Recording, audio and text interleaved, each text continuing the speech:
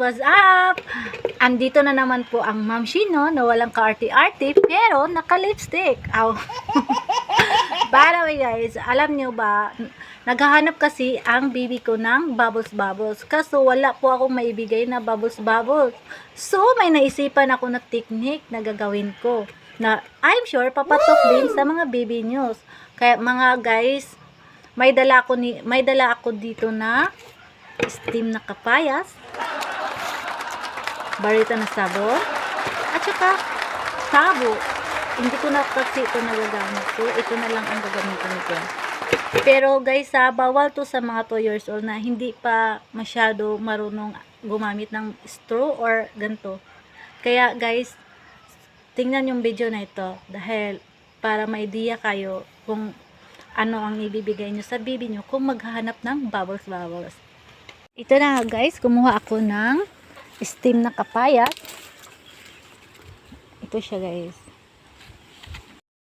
At syempre guys, hindi pa mawala yung barita na sabon. Bumili pa talaga ako dun sa tindahan guys ha. At ito na nga guys, yung tabo, nilagyan ko na ng tubig.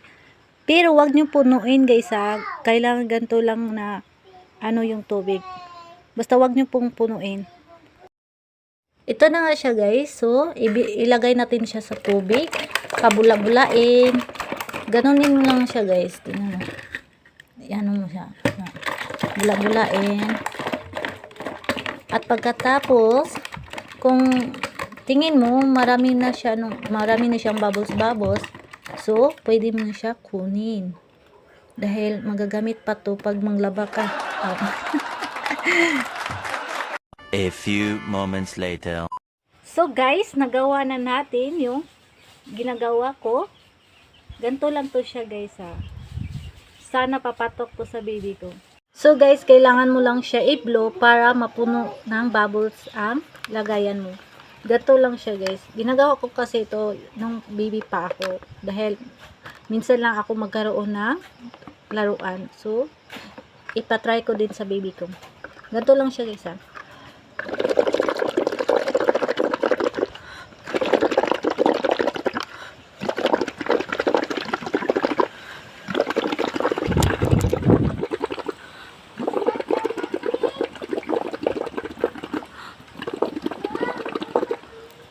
Yun na guys. I hope na magustuhan to ng baby ko. So guys, tinawag ko na yung baby ko at nandito na siya. Hello Sty! I have something for you. Look, what's that? Bubbles. What's Bubbles. Mommy? Okay, try it. Don't drink that one. Because it's not a water, it's a bubbles. No. Yeah, are you happy? Yeah. Yay! So, yun na nga guys. May bago na siyang laruan. So, I hope na may natutunan kayo guys. So guys, yun na nga guys. Nagustuhan ng baby ko yung bubbles na ginawa ko. So, I hope guys na nakatulong ako sa inyo para may pang-ano kayo sa baby nyo. So guys, kung gusto nyo po ng more video, please follow me guys. At please, don't forget to react and share this video guys. Thank you for watching. Bye!